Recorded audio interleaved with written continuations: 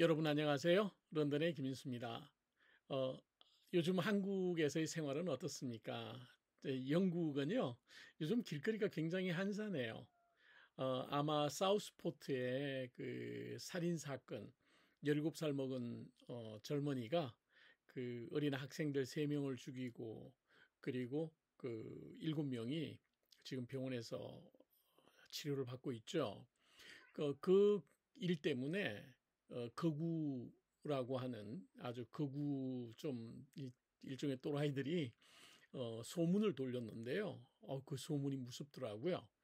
그 이번 살인 사건은 그 이민자들, 그러니까 레퓨지, 다른 나라에서 전쟁이나 기아나 여러 가지 어려움을 피해서 영국으로 온 사람들이 영국의 젊은이들을, 영국의 어린이들을 죽이려고 아주 계획을 세우고, 그 중에 한 사람이 먼저 칼을 휘둘러서 10명을 다치게 하고 그 중에 3명이 죽었다. 이제 이런 일들이 영국 내에서 계속 일어날 거다. 대부분 이슬람 교도들, 즉 모슬림이라고 하는 이슬람 교도들이 그 모스크를 중심으로, 이슬람의 그 성전인 교회인 모스크를 중심으로 그러한 활동을 하려고 한다. 그리고 이번에 그 살인을 저지른 사람이 그 이슬람 가정에서 교육을 받은 사람이다. 이런 얘기가 쫙 퍼졌어요. 그러니까 영국인들이 두려움이 있는 거죠. 이슬람 근본주의자들 중에서 그 예전에 그 폭탄 그 뭐죠? 그러니까 그 네일이 들어가 있는 그런 폭탄을, 사제 폭탄을 만들어서, 못들이 막 들어가 있는 사제 폭탄을 만들어서 여기저기 터뜨렸던 사건들이 영국에서도 있었거든요. 그러니까 그 기억을 되살려주는 거예요, 사람들에게. 그 두려움을 되살려주는 거죠. 그러면서 사람들이 영국에 못 들어오게 해야 된다. 레퓨지들이, 이민자들이 영국에 못 들어오게 해야 된다. 하고 막 선동을 하면서 그것뿐만 아니라 정말 많은 선동을 했더라고요. 그러니 그 내용들이, 그 거구자들이 돌린 그런 그 헛소문, 사실무근의 소문들이 수많은 그 생각이 짧은 사람들을 선동하기 시작했고요. 이 사람들이 조직적으로 몰려다니면서 폭동을 일으키고 경찰과 싸우고 불을 지르고 난리를 쳤죠. 지금 한 400명 정도가 체포가 되었고, 그중에 한 150명 정도가 기소가 되어서 재판을 받고 있대요. 야, 이거 영국의 극우주의자들이 참 준동을 하는구나.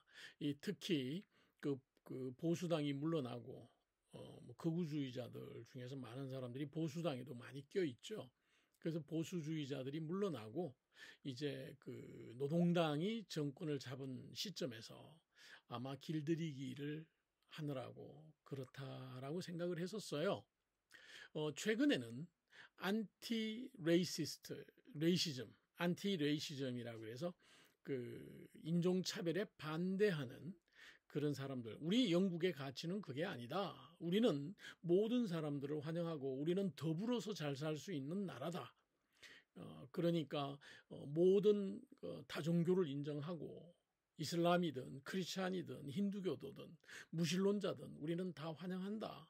영국은 항상 개방되어 있는 사회와 개방되어 있는 국가다라는 이제 그 내용을 얘기하면서 그 반대 집회가 요즘 열리고 있더라고요. 물론 반대 집회는 폭력성이 없어요. 뭐 불을 지르고 경찰차를 태우고 이런 게 없고, 피켓 들고 구호를 외치면서 시가 행진을 하는 그런 반대 그 집회가 요즘 또 많이 일어나고 있어요. 뭐 어쨌든 간에 이런 집회들이 자꾸 생기니까 사람들은 불안하죠. 그래서 평소 같으면은 날씨도 좋은데 템즈강 변에 가서 레스토랑에 앉아서 맛있는 저녁을 먹을까, 뭐 가족들이 이런 고민도 하고 했을 텐데 다들 집에서 꼼짝을 안 해요. 영국 런던에 기존 런던인들, 기존에 영국에서 오랫동안 조상대대로 살던 사람들이 영국 런던의 1,000만 명의 인구 중에서 한 400만 정도밖에 안 됩니다. 나머지 600만은요, 다 외국에서 영국에 온 사람, 이민자들이에요. 또는 그 이민자들의 후손들입니다. 물론 뭐 여기서 이민자들의 후손이라는 건 별 의미가 없죠. 영국인들 자체가 유럽에서 건너온 이민자들이니까요. 그러나 그런 의미 말고 그냥 가까운 최근에 한두 세대, 한 25년 또는 50년 정도를 내다봤을 때 25년 또는 50년 정도의 기간, 2차 대전이 끝나고 그 이후에 영국에 들어온 사람들 중에 런던 시민들은 약 한 60% 정도가 그때 들어온 사람들이에요. 그리고 한 40% 정도가 영국의 기존의 토백이들이고요. 그러다 보니까 런던은 사실 그 영향이 그렇게 크진 않는데 지방은 왠지 불안하잖아요. 얼굴을 보고 백인이니까 통과를 시키고 백인이 아니니까 그 차를 때려 부수고 하는 장면이 유튜브에 나왔단 말이에요. 그러니까 저 같은 경우도 지방에서 소송을 해야 되면 안 가고 싶어요. 당분간. 왜냐하면 괜히 달리다가 봉변당하면 안 되잖아요. 더더욱 시골길은 안 달리고 싶어요. 당분간. 사람들이 다들 저 같은 이런 마음을 먹고 있을 테니 사람들이 길거리에 나가겠어요? 그러니까 당장 레스토랑이라든지 카페 같은 비즈니스 하시는 분들이 요즘 좀 속상하신 것 같더라고요. 사람들이 나오질 않는다. 그리고 또 하나는 뭐냐면 지금 휴가 기간이거든요. 에이 뭐 영국 이렇게 뭐 시끄럽고 이러는데 다 해외 가자. 그리고 비행기 타고 전부 다 유럽으로 나가버립니다. 예, 유럽으로 나가고요. 그래서 영국은 요즘 조용하다. 길거리가 참 조용하다라고 말씀을 드릴 수 있습니다. 예, 여러분 우선 감사하다는 인사를 좀 드려야 되는데요. 우리 전영희님께서 그 책을 많이 보내주셔서 우리 유시민 작가님의 책 그의 운명에 대한 아주 개인적인 생각 이 책을 10권을 보내주셨고요. 그리고 그 안에 우리 김혜경 여사님의 밥을 지어요도 한 권을 같이 넣어서 보내주셨어요. 너무너무 감사하고요. 그래서 우리 전영희님께 진심으로 감사하다는 말씀을 드리고요. 지난주에는 우리 김경훈님께서 그 책을 또 보내주셨는데요. 예, 우선 이화영 대북 송금 조작 사건이 정말 심각한 조작 사건이죠. 나는 고발한다. 이 책을 쓰신 분이 김현철 변호사님과 그리고 백정화님인데 이 백정화님이 아마 우리 이화영 전 부지사님의 부인이신 것 같아요. 아주 우리 집 사람이 만나보지는 않았지만 되게 좋아하는 꼭 한번 만나보고 싶어하는 분이랍니다. 이 백정화님이 왜 그러냐 하면 여러분 아시죠? 남편이 뭐 오랫동안 감옥에 그냥 붙잡아 놓고 재판도 안 하면서 시간을 질질 끌면서 이재명이 시켰다 그래 이 한마디만 하면 당신은 풀어줄 수도 있고 내보내줄 수 있어. 그러니 이재명이 시켰다고만 해. 그러면서 끊임없이 검사들이 회유를 했죠. 예, 그랬는데 이화영 씨가 몸도 안 좋고 막 너무 힘들고 정신적으로 너무 압박도 받고 막 협박도 받고 하니까 거의 넘어갈 뻔했어요. 그 넘어갈 뻔했는데 그때 그 사실을 알고 법정에서 이화영 너 미쳤어 하고 소리를 지르신 절대 그러면 안 된다라고 진실을 얘기해야 된다라고 소리를 지르신 그 백정화님 이분이 이화영 전 경기 부지사님의 부인이시더라고요. 그래서 이 책을 보내주셨고요. 그리고 또 밥을 지어요. 김혜경 여사님의 밥을 지어요를 한 권 같이 보내주셨어요. 예, 이번에도 이 책이 오니까 제 집사람이 이 책을 제일 먼저 딱 챙기면서 나 이거 내가 먼저 읽어볼 거야. 내가 먼저 읽어볼 거야 하고 책을 챙기더라고요. 그래서 왜 당신 그거 알아? 그랬더니 내가 백정화 씨는 알지. 그래서 아니 어떻게 아는데? 그랬더니 아니 뉴스를 통해서 봤지. 그래서 얘기를 하는데 저는 처음에 백정화라고 되어 있어서 이화영 전 부지사님의 그 부인인 줄을 몰랐어요. 그냥 부인이라고만 알았죠. 저의 이 무관심이. 그런데 백정화님께서 어떤 분인지를 얘기를 집사람이 오히려 거꾸로 해주더라고요. 그러면서 집사람은 이 책을 먼저 읽고 싶다고. 그러면서 이 책을 가져갔어요. 그랬더니 우리 막내가 제 막내는 그 한국에서 태어났어요. 그리고 돌잔치를 한국에서 하고요. 곧바로 그 다음 날인가 영국으로 건너왔죠. 그래서 우리 막내는 사실은 한국에 대한 기억은 잠시 가서 한 달 정도 있었던 2006년에 한국에 가서 한 달 정도 있었던 기억밖에는 한 달은 아니군요. 2주 정도 됐군요. 2주 정도 있었던 기억밖에는 없는 애예요.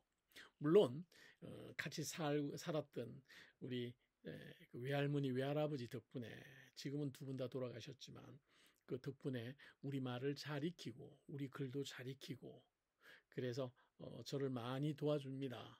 예, 뭐 한국어로 번역을 하거나 한국어로 된 거를 영어로 번역을 하거나 할 때 시간이 없고 급할 때는 제 막내에게 많이 부탁을 하죠. 그리고 또 서류들도 많이 막내에게 훑어봐 달라고 부탁을 하고요. 막내가 글 쓰는데 아주 관심이 많아요. 그래서 이 녀석이 우리말로 영어로 아주 그냥 뭐 신나게 그렇게 살고 있습니다. 근데 막내가 이 책을 집사람이 보는데 엄마 나 먼저 볼게 하고 가져가서 먼저 보고 주더라는 거예요. 그래서 제가 그랬죠. 아니 막내놈이 한국 정치에 대해서 뭘 안다고 그렇게 관심이 있어 그랬더니 그렇게 말해요. 그 녀석이 그 한국 뉴스나 이런 걸 통해서 계속 한국 상황을 알고 있으면서 아무런 표현을 그동안 아마 안 했었나 봐요. 그런데 이 책을 엄마가 읽고 있는 걸 보고 엄마 지금 안 읽는 동안 내가 먼저 읽을게 하고 들고 갔다고 하는 얘기를 듣고 깜짝 놀랐습니다. 참 우리 막내가 생각하는 바가 많구나. 예, 물론 뭐 우리 이화영 전 부지사님의 따님이 또 책을 내셨다는 얘기를 듣고 제 집사람이 그 책을 지금 구해보려고 이리저리 노력하고 있습니다. 아무튼 예, 우리 김경훈님 책 보내주셔서 너무 감사하고요.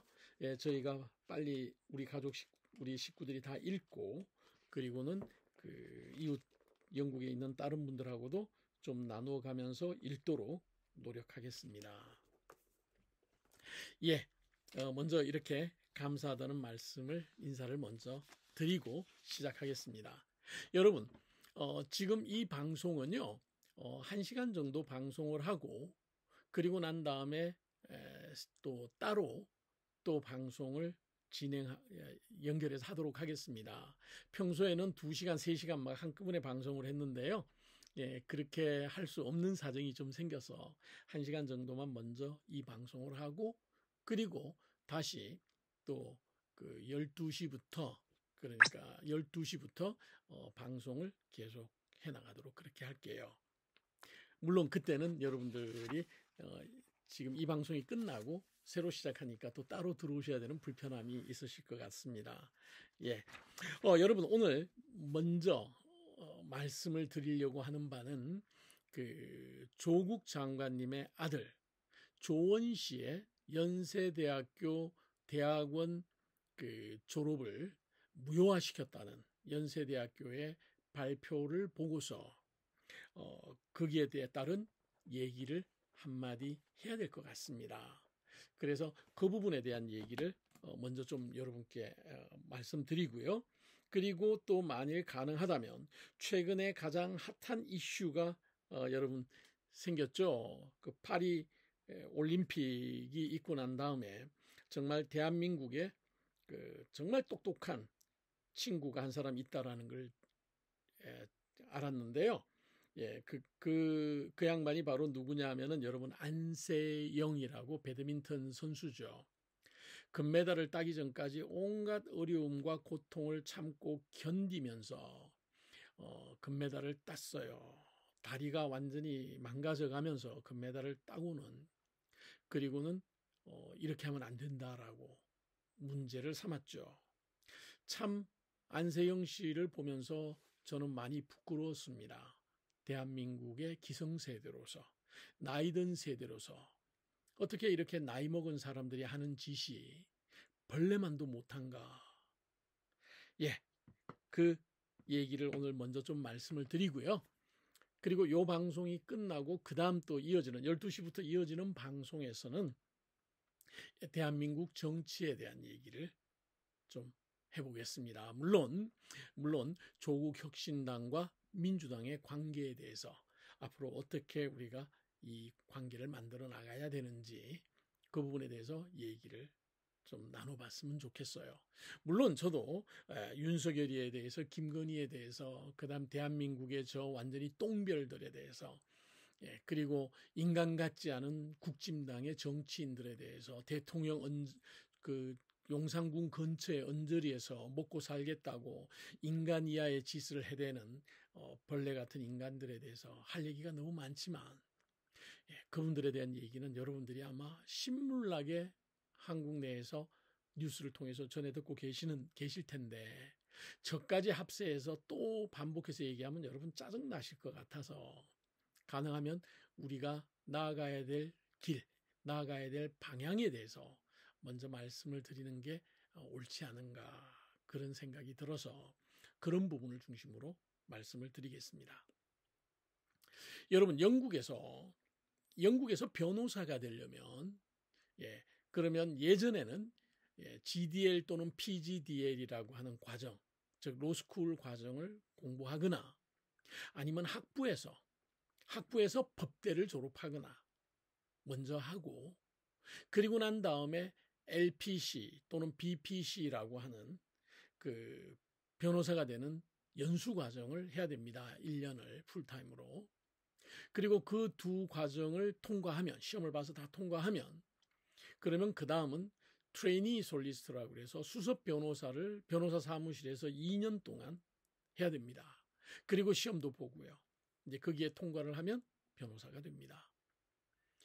요즘은요, 그렇게 공부를 하다 보니까 학생들이 변호사가 되기 위해서 돈을 열심히 벌어서 저축을 한 다음에 나이를 먹어서 충분히 이제 은행에서 통장에 돈이 모였을 때 이제 공부를 하러 오죠. 뭐 한국처럼 부모님이 잘 살면 부모님에게 손을 내밀면 되겠지만, 영국에서는 부모님이 대학 졸업할 때 또는 대학 들어갈 때부터 등록금 해주는 경우가 그렇게 많지가 않아요. 대부분 자기가 돈 벌어서 공부하거나 아니면 정부로부터, 금융기관으로부터 론을 빌려서 학자금 대출을 받아서 공부하고 졸업한 다음에 갚아 나가죠. 뭐 한국처럼 그 부모님들이 대학 등록금 챙겨주고, 뭐 한국에도 안 그래서 편의점에 가서 일하고 하는 고생하는 학생들이 많지만 영국은 대부분이 그렇습니다. 그러다 보니까 학생들이 나는 변호사가 되어야지. 그래서 GDL 과정 1년, LPC 과정 1년, 트레이니 과정 2년, 이 4년을 위해서 열심히 대학을 졸업하고는 돈을 모읍니다. 그래서 돈을 차곡차곡 안 쓰고 저축을 한 다음에 됐다, 나는 이 정도 모였으니까 이제 드디어 공부를 해도 되겠다 하면 그때 로스쿨을 들어갑니다. 그리고는 트레이니 끝날 때까지 정말 고생하죠. 그리고 트레이니가 끝난 다음에 변호사가 되면 그때부터는 이제 그 변호사로서 생활을 하게 됩니다. 이게 학생들이 너무 고생을 많이 하니까 영국에서 야, 우리 이러지 말고 공부를 꼭 학교 다니면서 해야 되나? 요즘처럼 인터넷이 잘 되어 있는 세상에. 그래서 공부는 자기가 뭐 어떤 방법으로 하든 시험을 통과하면 되도록 하자.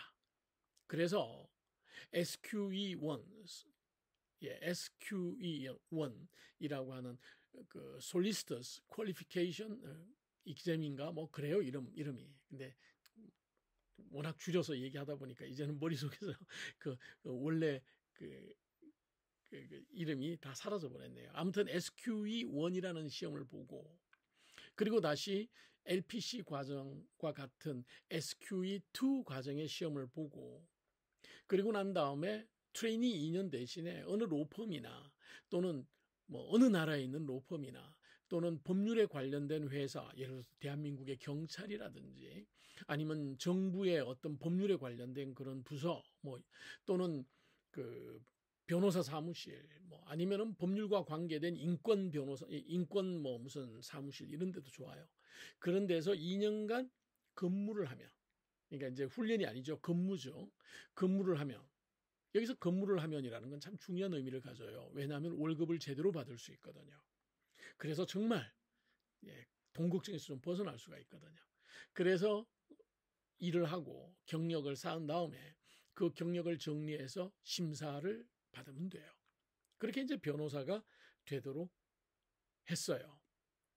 이 과정에서 한 가지 아주 중요한 사실이 있는데요.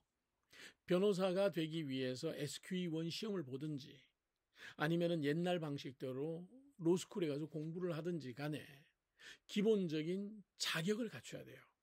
그 자격이 뭐냐? 1. 대학을 졸업했거나 2. 그와 유사한 학력을 갖추었거나 3. 7년 정도의 개인 사업자나 또는 그에 준하는 경력을 갖춘 경우, 즉 다르게 말해서 대학을 졸업하지 않아도 일정한 자격을 갖추면, 비즈니스를 하고 뭐 이런 경력이죠. 그런 경력을 갖추면 SQE1 시험도 볼 수 있고 옛날 시스템의 GDL 과정에 들어가서 공부도 할 수 있었어요. 지금도 있습니다. 그러니까 영국의 변호사들 중에서 대학을 졸업하고 정상적인, 여기서 정상적이라 그러면 곤란하죠. 정해진 길을 따라서 변호사가 되는 사람들이 약 한 90% 정도 돼요. 뭐 저 같은 경우도 물론 거기에 해당이 됩니다. 젊었을 때 대학을 졸업하고 그 다음은 세상을 살다가 학원 강사도 하고 뭐 사업도 하고 하다가 어느 날 야, 이거 정말 열받아서 안 되겠어. 나도 변호사가 돼야지. 그러면서 45살에 야간 로스쿨에 가서 공부를 시작했죠. 그때 저는 대학 졸업장을 제출을 했어요. 저는 사실 대학을 두 군데 다녔거든요. 하나는 서울공대 기계공학과를 졸업했기 때문에 서울대 졸업장을 써도 되고, 영국 런던 LSE에 런던 정경대학의 경제학을 전공을 했거든요. 참 우리 집사람이 고생을 너무 많이 했습니다. 아무튼 그래서 어느 대학의 졸업장을 내도 그 GDL을 공부할 수 있는 자격을 갖추게 돼요. 그래서 저는 런던 대학의 졸업장을 제출을 했어요. 왜 런던 대학의 졸업장을 제출했냐면은 서울대학교의 졸업장을 로스쿨에 제출을 하면 또다시 영어 시험을 봐야 돼요. 영어 시험을 봐야 되는데 런던 대학 LSE의 졸업장을 제출하면 영어 시험을 볼 필요가 없는 거죠. 왜냐하면 영국의 대학을 영어로 강의를 하고 시험을 보고 하는 그런 대학을 졸업했기 때문에 굳이 영어 시험을 봐야 될 이유가 없어요. 그래서 뭐 영어 시험 보는 것도 또 귀찮은 일이고요. 또 혹시 알아요, 시험이라는 게 무슨 일이 생길지. 그래서 그냥 LSE 졸업장을 제출했어요. 이렇게 이제 변호사가 된 사람이 한 90% 된다는 거죠. 그럼 나머지 10%는 뭐냐? 대학 졸업장이 없는 사람들이에요. 대학 졸업장이 없는 사람들이에요. 영국은 대학 졸업장이 없어도 변호사가 될 수 있어요. 지금 영국에 제가 알기로는요. 영국에 공식적으로 21만 명의 잉글랜드 앤 웨일즈에 21만 명의 솔리스터가 있고 그리고 약 한 2만 5천 명의 바리스트가 있어요. 합치면은 23만 5천이에요. 23만 5천의 변호사들 중에서 2만 한 5천 명 정도가 대학을 졸업하지 않고서 변호사가 된 사람들입니다. 그러니 영국이라는 나라가 참 괜찮지 않습니까? 한국도 옛날에 사법고시 볼 때는 우리 노무현 대통령님처럼 고등학교 졸업하고 사법고시 봐서 변호사가 된 사람들이 있었죠. 그때는. 물론 지금은 로스쿨 제도로 바뀌어서 로스쿨을 일단 나와야 되는데 얘기 들어보니까 참 힘들고 어렵더라고요. 아무튼 학벌이라는 게 이렇게 90%의 사람은 그 학벌에 의존해서 영국에서도 변호사가 되고 10%는 학벌하고 상관없이 본인의 실력과 본인의 경력으로 변호사가 되더라라는 겁니다. 그래서 영국에서 뒤늦게 나이 들어서 저는 해봤지만 여러 가지 순서를 따라가 봤어요. 첫째는요, 우리가 생각해 볼 수 있는 거는 우리가 취업을 위해서 이력서를 쓰잖아요. 변호사 얘기만 할게요, 우선. 변호사가 되어가지고 취직을 해야 돼요. 트레이니 솔리스트라고 하는 수석 변호사 과정을 거치고 나면 이제 취직을 해야 돼요. 우리가 흔히 말하는 어소라고 부르는 어소시에이트 변호사가 돼야 돼요. 왜냐하면 컨설턴트 솔리스트가 되기 위해서는 최소한 5년 이상의 변호사 경력을 갖춰야지만 어떤 로펌에서도 컨설턴트 솔리스트로 받아주거든요. 요즘은 5년이 한 4년으로 줄은 것 같아요. 그러다 보니까 일단은 월급 받는 어소시에이트 변호사로 어디든지 취직을 해야 되는데 이때 취직할 때 쓰는 이력서에 대개 학벌을 써요. 그때 학벌을 써요.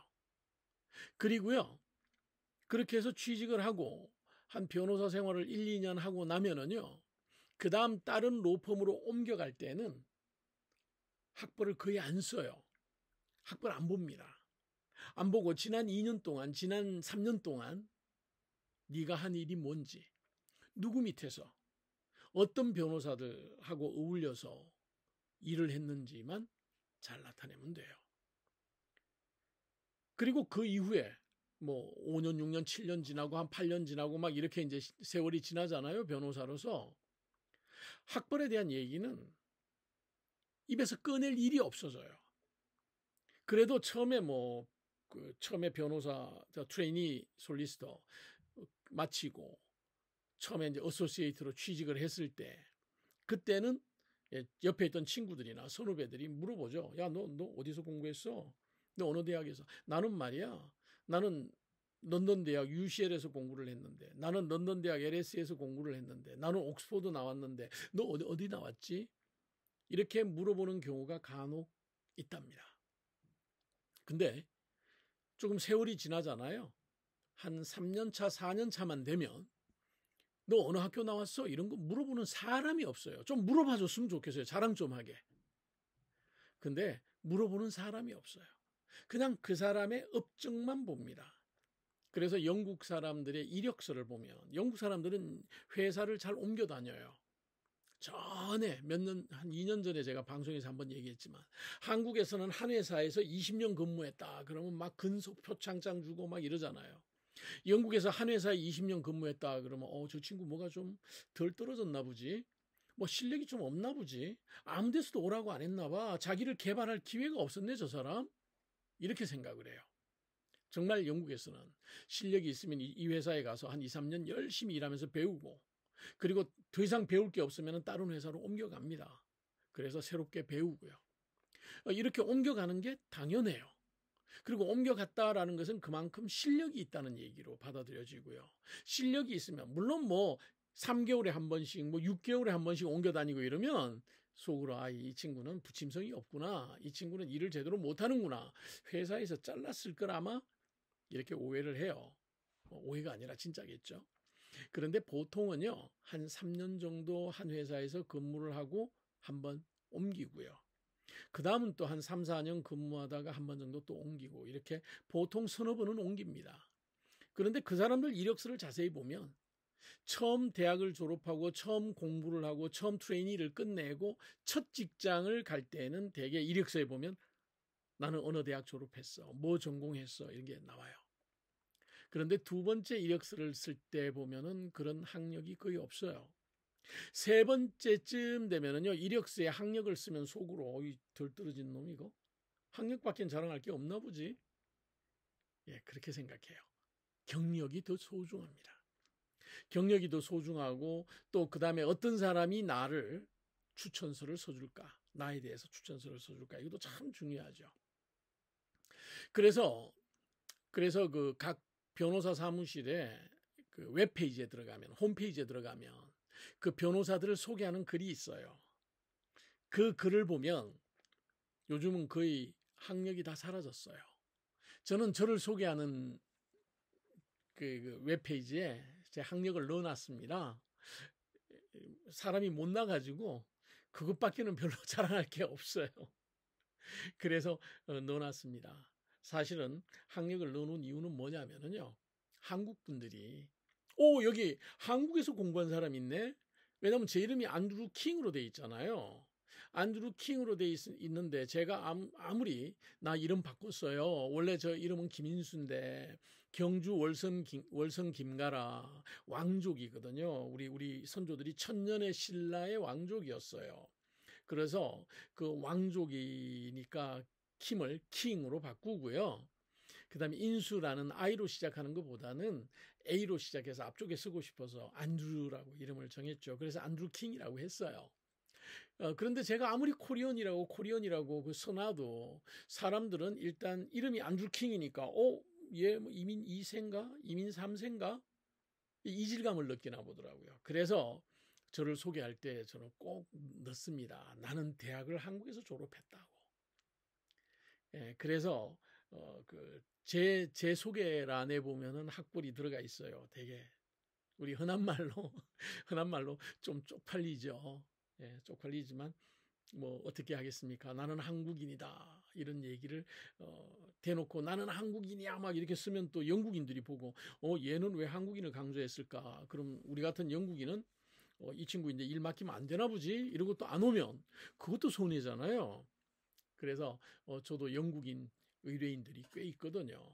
그래서 이제 일부러 나는 한국인이다 이렇게 쓰진 않고 나는 서울대학교 공과대학 기계공학과에서 기계공학을 대학 다닐 때 전공했다.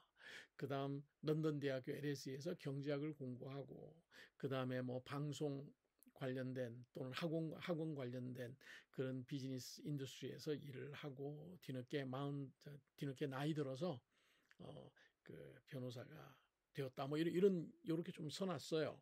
그래서 저같이 아주 독특한 사람, 좀 못나고 찌질한 사람들은 그 웹페이지에 자신의 학력을 써놓습니다. 그러나 저랑 같이 일하는 대부분의 바리스트들, 다들 학벌이 좋아요. 뭐 옥스포드, 케임브리지. 저랑 같이 일을 제일 많이 하고 있는 바리스트 중에 한 사람이 그 리처드 로버트라고 고프스퀘어 챔버에 속해 있는 바리스트가 있는데 한 10몇 년을 같이 일을 했죠. 이 친구는요, 옥스포드에서 공부하고요. 케임브리지에서 석사과정 하고요. 그리고 그 다음, 그 로스쿨 나오고, 그 다음에 BPC 공부하고, 그러고 난 다음에 챔버에서 바리스트가 된 친구예요. 그러니까 이런 친구들은 학벌이 진짜 빵빵하죠. 그런데 이런 친구들 웹페이지에 들어가서 그 친구들 소개란에 보면은요, 이런 옥스포드에서 공부하고 케임브리지에서 석사과정하고 이런 얘기가 없어요. 그냥 노터블 뭐 케이스에서 해가지고 내가 소송에서 아주 자랑할 만한 승소한 사건들은 이런 게 있는데 라고 소송에 대한 소개를 많이 하고 있죠. 요즘은 이제 그걸 보면서 그 사람의 실력을 평가해요. 어느 대학 나왔느냐 이거 별로 안 봐요. 불과 20, 30년 전에만 하더라도요. 영국에서도 한 20, 30년 전만 하더라도 옥스포드, 케임브리지 안 나오면 바리스타 하기가 진짜 힘들었어요. 적어도 옥스포드, 케임브리지에서 끊임없는 튜토리얼을 통해 가지고 논쟁할 줄 알고 상대와 싸울 줄 알고 자기의 주장을 전달할 줄 아는 사람들이 바리스트가 됐어요. 그리고 서류나 이런 걸 하고 뒤에서 소송에 백업하고 소송을 어떻게 끌고 가야 될까 계획 세우고 말 그대로 보급부대는 솔리스터인 저 같은 사람들이 했죠. 그래서 솔리스터는 옛날부터 꼭 옥스포드, 케임브리지 안 나와도 괜찮았어요. 소송 잘하는 사람, 소문만 나면 괜찮았어요. 그러나 솔리스터들이 일을 맡기는 바리스터들은 정말 학벌이 중요한 역할을 했어요. 그래서 옛날에는요, 바리스타들 학벌 보면 전부 다 옥스포드, 케임브리지 출신들이에요. 그 옥스포드, 케임브리지 출신이 아닌 뭐 예를 들어서 리즈 대학을 나왔다. 그러면 바리스트로서 일을 하긴 해야 되는데 솔리스터들이 일을 리즈 대학 나온 바리스트에겐 잘 안 맡겨요. 왜요? 만일 맡겼다가 소송에서 승소하면 괜찮아요. 소송에서 패소를 하면 의뢰인이 뭐라고 그러냐면은 당신 실력 없는 바리스트를 선임한 거 아니야? 그래서 이거 이길 수 있는 소송 진 거 아니야? 하고 오히려 솔리스트들을 공격을 한단 말이에요. 그러니 솔리스트들 입장에서는 그 바리스트들의 소송 비용은 어째도 의뢰인이 내는 거거든요. 이렇게 통해서 내는 거예요. 그 돈은 어째도 의뢰인이 내는 건데 옥스포드 이왕이면 케임브리지 나온 바리스트들을 쓰자. 그런 마음이 좀 있었지 않았나 그런 생각을 해요. 그래서 옛날에는요. 바리스터들의 학벌이 참 좋았어요. 대부분 옥스포드, 케임브리지 출신들이었어요. 그런데 한 20, 30년 전부터 어쩌면 20, 30년 더 됐다. 그죠? 한 2, 30년, 한 3, 40년 전부터 옥스퍼드 케임브리지 출신이 아닌 런던 대학이라든지 리즈 대학이라든지 뭐 아니면 바스 대학이라든지 뭐 아니면 이런 영국의 일반 지방에 있는 다른 대학 출신들의 바리스타들이 등장을 하기 시작하면서 이 사람들이 아주 소송을 잘하는 경우가 너무 많은 거예요. 그래서 요즘은 바리스타들에게 일을 맡길 때도 학벌도 체크하고 이런 거 안 합니다. 그 사람의 전적을 먼저 봐요. 이 사람은 어떤 분야에 그동안 소송을 얼마나 했고 그 사람이 한 소송 중에서 유명한 그 법률 서적에 실릴 수 있는 유명한 케이스가 어떤 게 있나 이것부터 뒤져봐요. 그렇게 해서 좋은 바리스타들을 찾아냅니다. 그러니 이제는 바리스타들의 세계에서도 학벌이 사라지고 있어요.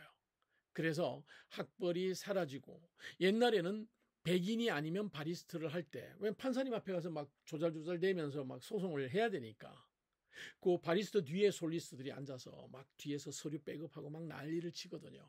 여러분 한번 영국 법원에서 소송하는 거 한번 보시면 예술 작품입니다. 한국하고는 많이 달라요. 한국에서는 막 검사가 판사인데 호통도 치고 막 이러죠. 영국에서는 그랬다가는 죽어요. 어디 감히 판사님인데 호통을 쳐요. 검사들이 배가 뒤집혔지. 그죠? 아무튼 그렇습니다. 이제는 그렇게 옥스퍼드 케임브리지를 선호하던 바리스타들의 세계에도 일반 다른 대학 나오신 분들이 더 많아요. 지금 영국 수상이 아마 제가 알기로는 리즈 대학인가요? 리즈 대학에서 공부를 하고 물론 뭐 나중에 석사과정 명예가 필요하니까 케임브리지에 가서도 뭐 했다는 얘기가 있긴 있는데 대학은 옥스퍼드 케임브리지 출신이 아닙니다. 그러면서 인권 바리스타, 인권 변호사 했거든요. 그리고는 결국 지금 수상하잖아요. 이렇게 학벌이란 그 사람이 좋은 대학에서 좋은 교수님들 밑에서 실력 있는 친구들과 어우러지면서 3년을 공부하는, 영국은 3년입니다. 대학이 3년을 공부한 그 자료일 뿐이에요. 학벌 그렇게 대단하지 않아요. 저도 가만히 생각해 보면 사실 공부는 뭐 이것저것 뭐 한국에서 대학 4년 다녔죠. 영국에 와서 또 대학서 3년 다녔죠. 그 다음은 또 저기 뭐예요. 물론 야간이지. 야간 파트타임이지만 그 로스쿨 2년 다녔죠. 그 다음에 LPC 과정, 포스트 그래주에이트 리걸 프랙티컬 코스라고 그래서 LPC 과정을 그 1년 풀타임으로 해야 되는데 저는 주말반으로 2년 했죠. 그 다음에 시험 본다고 또 2년을 연기해가지고요. 왜냐하면 집사람 수술도 있었고 그 당시에 MBC 관련 그 명예훼손 소송도 있었고 그래서 학교에서 2번 연기를 해줬어요. 시험을 다음 해보라고. 그렇게 해서 결국은 또 2년 더 했죠. 아무튼 그렇게 세월을 보내면서 공부했고요. 그 다음에 또 트레이니 솔리스터 수석 변호사 하면서 또 시험 봤죠. 그 다음에 요즘은 법이 바뀌면 또 시험 보라고 그래요. 그래서 변호사협회가 하는 공부를 하고요. 그 시험에 통과한 통과 필증을 변호사 사무실에 제출을 해야지만 또 그 일을 할 수 있게 허락을 해줘요. 와, 공부는 대학 졸업하면 다 끝나는 줄 알았더니 지겹게 합니다. 지금도요. 일주일에 하나씩 간단한 테스트들을 끊임없이 해요. 영국 살면서 제가 하나 배운 게 있어요. 인생은 시험으로 시작해서 시험으로 끝나는구나. 어렸을 때는 시험을 별로 안 봐요. 애들은, 영국은. 근데 나이가 들어서 왜 이렇게 시험을 많이 보는지 모르겠어요. 저도 올 초에 2023년에 바뀐 영국 그 복합주택, 그러니까 아파트 관련된 법률 때문에 정말 또 열심히 공부해서 시험 봤죠. 그 시험 통과 못하면 그러면 일도 못해요. 그쪽 분야에 대해서는. 아무튼 그랬습니다. 이게 학벌입니다. 세월이 지나고 난 다음에 제가 깨달은 거는요. 영국에서 학벌 별거 아니에요.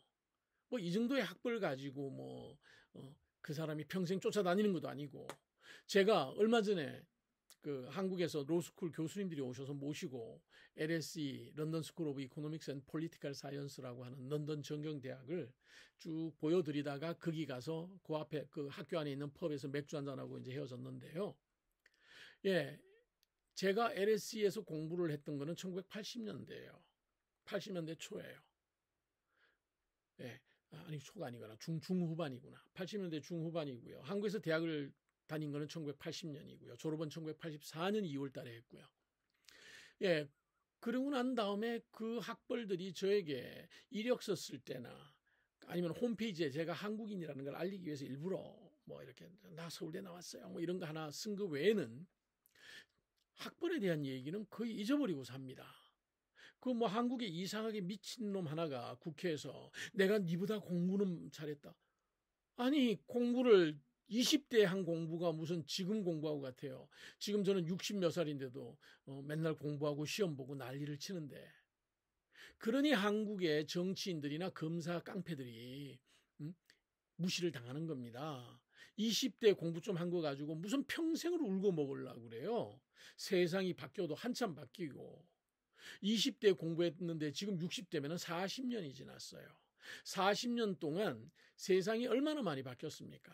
그 전에 배운 학문이 지금 무슨 소용이 있어요? 학문하는 방법을 익힌 것뿐이죠. 그런데 팽팽 남들 등쳐먹고 술이나 마시고 성접대나 받던 검사 깡패들이 지들이 공부를 잘했대요.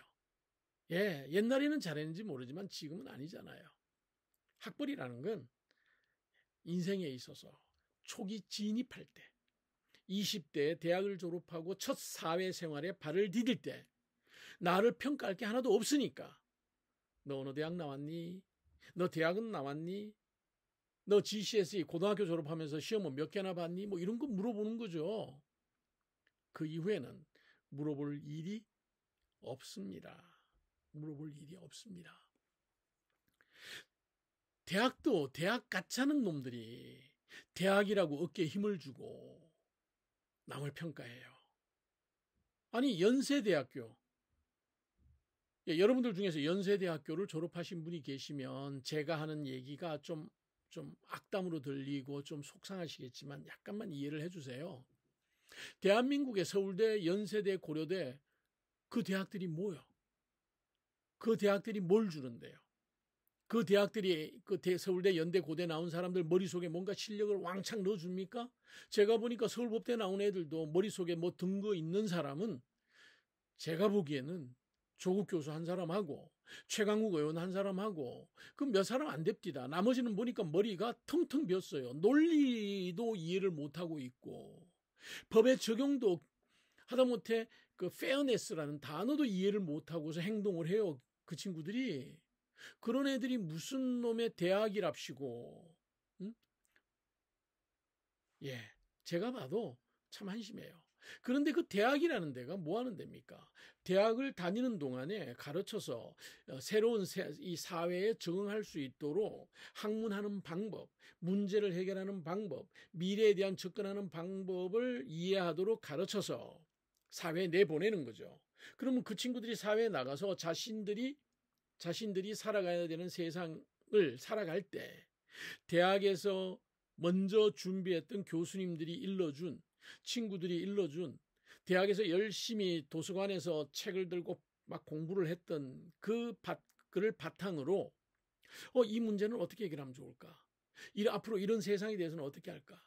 예를 들어서 여러분들이 디자이너면 앞으로 자동차 디자인은 어떻게 바뀔까? 앞으로 사람들이 살아가는 세상에 있어서 옷은 어떤 모양으로 바뀔까?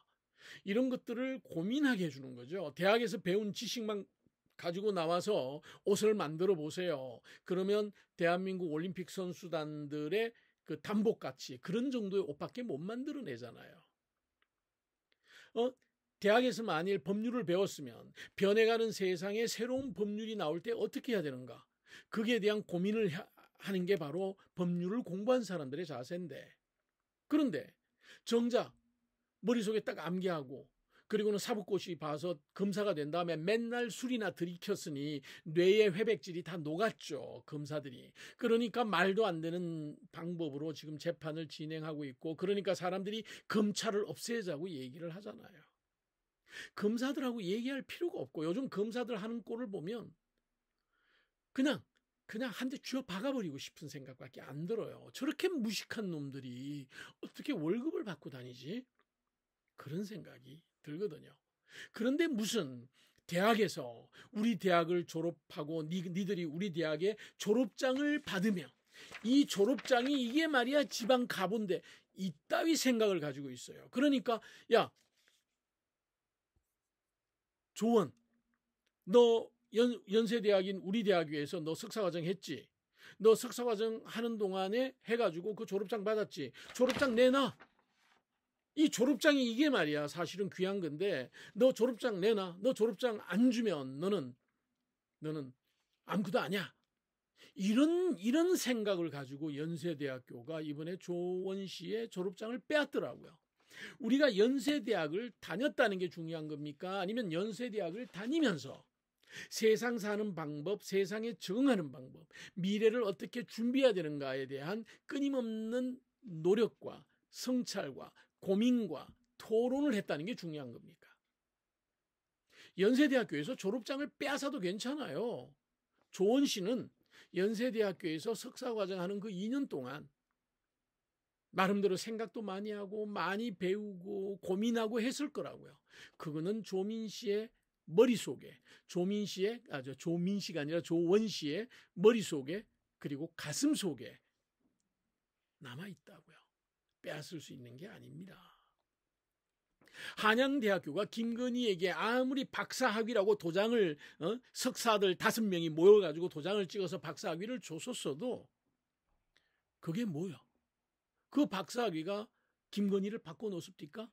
김건희 하는 짓 보면 지금 결과가 저는 눈에 보여요. 이제 나머지 남아있는 인생을 어떻게 보낼 건지 지금 뻔히 보이는데 그놈의 박사학위가 거기서 무슨 의미가 있습니까? 국민대학교의 박사학위가 김건희를 감옥에서부터 보호를 해줍니까? 김건희가 박사학위 때문에 감옥을 안 갈 수 있을까요? 그 행위에 대해서? 김건희가 박사학위를 받으니까 사람이 확 달라져가지고 갑자기 훌륭한 사람이 됩니까?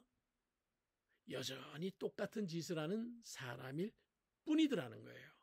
학벌이라는 건 그런 겁니다. 그런데 감히 대학이 졸업장을 줬다가 빼앗고 뭐 하는 짓입니까 그게? 그 대학에서 공부를 하면서 보낸 시간, 그 대학에서 정말 훌륭한 교수님들을 만나서 그 교수님들과 더불어 보낸 시간, 훌륭한 친구들과 같이 밤을 새우면서 토론했던 그 시간, 그리고 도서관에 앉아서 책을 뒤지고 논문을 썼던 그 시간이 인생에 있어서 소중한 거죠. 그 대학이 졸업장을 주거나 빼앗는 게 무슨 의미가 있습니까? 내가 졸업장을 받으면 나는 연세대학교에서 시간을 보낸 사람이고 나는 이 졸업장을 빼앗기면 나는 연세대학교에서의 모든 자취는 다 사라지는 겁니까? 조원 씨의 머릿속에 있는 거는요. 조원 씨의 가슴 속에 있는 거는요. 대학에 대한 생각이 대한민국은 아직도 거기에 머물러 있어요. 연세대학교가 거기에 머물러 있어요. 저게 무슨 대학입니까? 그래도 저는 서울대 법대는 워낙 개판이라도 그래도 연세대학교를 졸업한 제 수석 변호사였던 지금은 변호사로서 훌륭한 일을 하고 있는 우리 정민영 변호사가 연세대학교 졸업이라 워낙 정민영 변호사가 똘똘하고 그리고 일하는 데 있어서 정말 치밀하고 생각의 폭이 깊어서 연세대학교가 꽤 괜찮은 대학인가 보다. 거기서 4년 다니는 동안 사람들이 저렇게 깊이 있게 변하나 보다. 그래? 저 국민대하고는 다르겠지. 그 다음에 저기 이상하게 서울시를 하나님의 나라에 갖다 바쳤다는 이명박이가 졸업한 고려대하고는 좀 다르겠지. 이렇게 생각을 했어요. 그런데 이 연세대학교가 한다는 소리가 졸업을 취소했대요. 졸업을 취소하면 뭐가 달라집니까? 조원 씨에게 뭐가 달라져요? 옛날에 정말 배고픈 시절에 초등학교도 졸업하지 못한 우리 부모님들이 끼니 굶어가면서 등록금 만들고 생활비 만들어서 아들, 딸 서울 보내서 아들, 딸 대도시로 보내서 공부시켜서 대학 졸업장 받고 그래가 남들이 못 받는 졸업장을 받았으니 그래도 괜찮은 대학교에 취직해서 자기의 몸과 시간을 노예로 팔면서 그래도 좀 먹고 살만하니까 대기업 배지 달고 좀 고개를 빳빳하게 들고 그러고 살았죠. 그런데 지금요. 대학 안 가는 사람이 누가 있어요? 생각이 있는 젊은이들은 대학을 안 가고 자신들의 전문 지식을 살리죠. 요즘 대학을 안 갔다 그러면은 다시 보여요. 저 친구는 어떤 생각을 가지고 대학을 안 갔을까? 얘기해 보면 정말 훌륭한 친구들이 참 많아요. 물론 경제적으로 힘들고 어려워서 너무 힘들어서 대학을 가고 싶어도 못 간 젊은이들도 많더라고요. 예. 그렇지만 대부분의 사람들은 요즘 부모님들이 대학을 다니게 해주는 것 같아요. 영국에서는 학자금 융자 받아서 대학을 다녀요. 석사 과정이요? 몇 개씩 해요. 몇 개씩 해요. 저도 대학을 두 군데를 다녔죠. 포스트 그레주에이트 코스를 두 코스나 했죠. PGDL 또는 GDL, PGDL 졸업장을 받았어요. LPC까지. 그러니까 포스트 그레주에이트 대학원 과정을 두 과정을 마쳤어요. 제 주변에 보면은요, 저 같은 사람 수두룩해요. 사람들은 누구나 다 요즘은 살다가 자기가 더 필요하다고 생각이 되면 쫓아가서 공부하고 와요. 어떤 사람들은 디플로마 과정에 들어가서 하기도 하고요. 어떤 사람들은 학위 과정에 들어가서 하기도 하고요. 어떤 사람은 이왕 하던 그 박사 과정까지 끝내버리자. 변호사들 중에서 박사들 수두룩해요. 근데 그거 가지고요. 나 박사 변호사예요. 이렇게 얘기하는 미친놈은 단 한 명도 없더라고요. 그냥 지가 좋아서 공부하는 거예요. 지가 필요해서 공부하는 거고요. 공부를 했더니 학위를 주더라는 거죠. 조원 씨 같은 경우는 앞으로요. 이런 학위에 연연하지 않고 살아도 되는 사람이에요. 여러분의 지금 제 방송을 듣는 여러분의 자녀들은요. 앞으로 아마 학위에 연연하지 않고 살게 될 거예요. 우리 딸 석사과정 마쳤어요. 우리 딸 이번에 하버드 졸업했어요. 우리 아들 이번에 옥스퍼드 졸업했어요. 자랑하시는 패친들 많으신데요.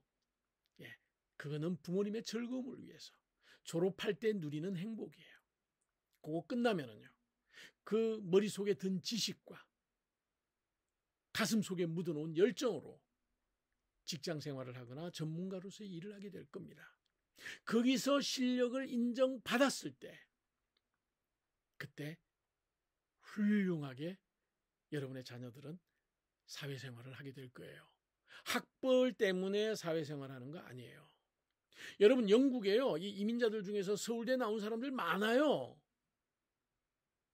서울대 나오고 미니캡 하는 사람도 있어요. 그 사람들은 뭔가 자기 나름대로 생각이 있어서 그렇게 생활을 해요. 다른 어떤 생각이 있어서 그런 생활을 해요. 서울대를 나왔다는 그 졸업장이 그 사람의 물질적 풍요를 약속하는 그런 자격증이 아니더라고요. 영국에서 옥스퍼드 케임브리지 나오고요. 여기 학교에서 공립학교에서 선생님 해요. 자기는 히스토리가 좋아가지고 히스토리를 옥스퍼드에서 전공했대요. 옥스퍼드에서 히스토리 하려면 정말 공부 잘하는 학생이었어야 됐어요. 그런데 지금 나와가지고 학교에서 학생들에게 히스토리 가르치고 2차 세계대전 전후의 역사에 대해서 에세이를 쓰면서 막 행복해요. 학벌은 어떤 훈장이 아닙니다. 그 사람이 노력의 과정에서 겪는 하나의 과정이죠. 그러니 대학에서 우리 대학에 졸업장을 줘 말어 이걸로 대학이 얘기를 해서는 안 돼요. 영국 대학처럼 우리 학교에서는 이런 과정을 개설해 놨어요. 시간이 되고 여유가 되는 사람은 학부로 들어오세요. 좀 여유가 좀 있는 사람은 석사 과정으로 공부해봐요. 기회를 드릴게요. 박사 과정도 하고요. 그런데 당신은 직장 생활을 해서 그럴 시간이 없다고요? 우리가 단기 10일, 5주 또는 여름방학 2달 디플로마 과정을 개설해 놓을게요. 많이 와서 우리 교수들의 이 우수한 교수들과 더불어서 여러분들 시간을 보내주세요. 그러면 여러분들 실력이 증가할 거고 여러분들이 일하고 있는 그 인더스트리에서 아주 훌륭한 업적을 남기실 수 있을 겁니다. 우리 학교로 오세요. 이렇게 얘기를 해요. 영국의 대학들은. 연세대학교는 그렇게 해야 된단 말입니다. 너에게 졸업장을 못 줘 이렇게 얘기할 게 아니라 우리 대학은 젊은이들에게 꿈과 희망을 심어드려요. 우리는 미래의 길을 밝혀드리고 있어요. 여러분 젊은이들 앞을 보고 싶습니까? 우리 학교에 오세요. 우리 학교에는 학부과정도 있고요. 석사과정, 박사과정도 있고요. 그리고는 단기 교육과정도 있고요. 여기에 참여하지 못하는 사람들을 위해서 야간과정도 있고요. 온라인 과정도 있어요. 우리 대학의 이 훌륭한 교수들을 통해서 여러분의 인생의 밑거름이 되는 그런 실력을 쌓아보세요. 이렇게 얘기해서 단 한 명이라도 더 가르칠 수 있는 기회를 만들어야 돼요. 겸손하게. 어디 감히 대학들이 시금방지게 우리 대학 졸업장을 가지면 네 인생이 달라질 테니까 우리 졸업장 너 안 줘. 그런 졸업장 안 받아요. 그런 졸업장 받아서 뭐 할 건데요? 여러분 분명히 말씀드리지만 조원 씨에게 석사 학위를 빼앗았다고 해서 조원 씨가 그 석사 과정을 공부 안 한 사람이 됩니까? 조원 씨는요 앞으로 그 아버지가 공부했던 미국에서 또는 그 어머니가 공부했던 이 영국에서 또는 다른 어떤 나라에서 대한민국이 그따위 짓을 아직도 한다면 얼마든지 공부할 수 있고요. 얼마든지 실력을 갖출 수 있습니다. 그러니 여러분 지금부터 딱 20년만 우리 더 살아보자고요. 아니 20년 이상 더 살자고요. 그러나 20년 안에 죽지는 말자고요. 그리고 20년을 살면서 20년 뒤에 조원 씨가 어떤 모습을 하고 있는지 우리 한번 지켜보십시다. 그리고는 우리 후손들에게 얘기하십시다. 대학은 졸업장 장사를 해서는 안 된다. 대학은 사람들을 지성인으로 가르치는 곳이고 그들과 같이 고민을 나누는 곳이고 그들에게 미래의 길을 볼 수 있도록 그 길을 안내해 주는 곳이다 라고 얘기할 수 있도록 말입니다. 연세대학교 큰 실수한 겁니다. 연세대학교는 대학이 아닌 것 같습니다. 연세대학교는 정말 한심한 대학 같습니다. 문 닫을 수 있지 않을까 싶어요. 국민대학은 대학이 아니라고 선언한 지 오래됐고요. 숙명여자대학도 아직 개판 치고 있죠. 아직도요. 제가 보기에는 학력에 대해서 그 졸업장에 대해서 우리 대한민국 국민들이 너무 연연해서 그런지 모르지만 세상 변하고 있어요. 세상 변하고 있어요. 연세대학교 졸업장이 없다고 해서 조원 씨가 연세대학교 석사과정에서 공부한 그 내용이 조원 씨의 머릿속에서 가슴 속에서 그 희망과 열정이 조원 씨의 인생에서 절대 사라지지는 않을 겁니다. 치사하게 졸업장 줬다 빼앗는 정권의 눈치 보면서 줬다 빼앗는 그런 짓은 하지 맙시다. 아유 창피해서. 국민대만 개판인 줄 알았더니 연세대학도 저 모양이고 고려대학은 예전에 벌써 망가졌고 서울대 법대와 사회과학대학들은 완전히 이상한 인간들만 만들어 생산해내고 대한민국의 대학은 없애버리는 거 어떨까요? 너무한가요? 없애버리지는 말되 좀 대학의 교수들을 대거 실력을 가지고 물갈이 하십시다. 해외에서 엄청나게 많은 교수들을 초빙하십시다. 한국의 대학 저렇게 가면 망합니다.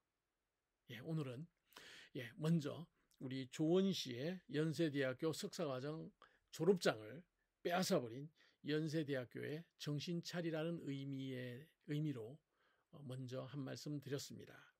여러분 이제 이 방송을 잠깐 멈추고요. 또 이어서 또 오픈할게요. 다른 방송에서 그 다음 얘기 또 해나가도록 하겠습니다. 여러분 조금 뒤에 다시 봐요.